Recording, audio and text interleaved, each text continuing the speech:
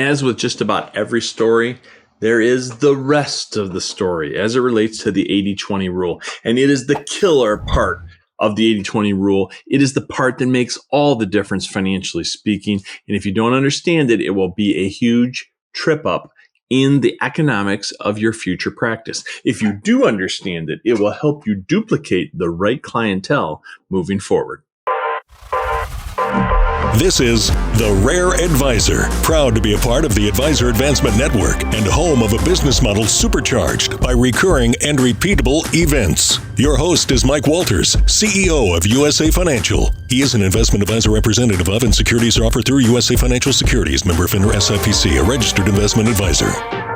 Hey, there's no doubt you've heard of the 80-20 rule, but I want to show you the rest of that story where it is much more important financially for you to understand how the layers kind of expand out of the 80-20 concept. So the idea of an 80-20 rule is simply this: 20% of your clients represent 80% of your revenue. So that's this line right here. So if 20% of my clients are representing 80% of my revenue, what most people don't realize is that it expands both north and south from there.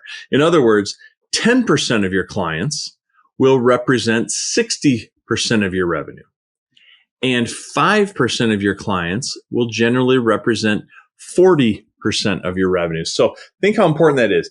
The top 5% of your clients are probably representing somewhere in the neighborhood of 40% of your revenue, but it goes the other direction as well.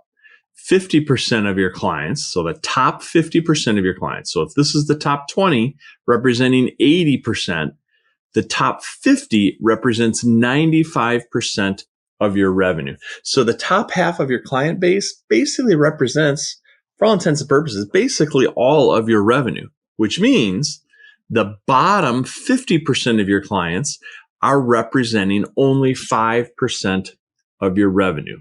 This is called pro bono work, and you need to make sure you understand that that is what it is. So you don't have to necessarily go fire those clients, but you either need to recategorize your services accordingly based upon the revenue being generated, or you have to understand that you are, in fact, doing pro bono work for that group of clients.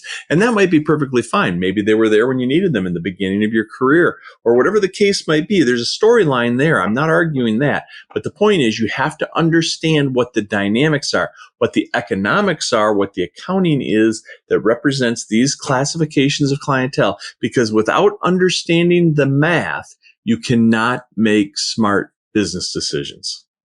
And that you can take to the bank.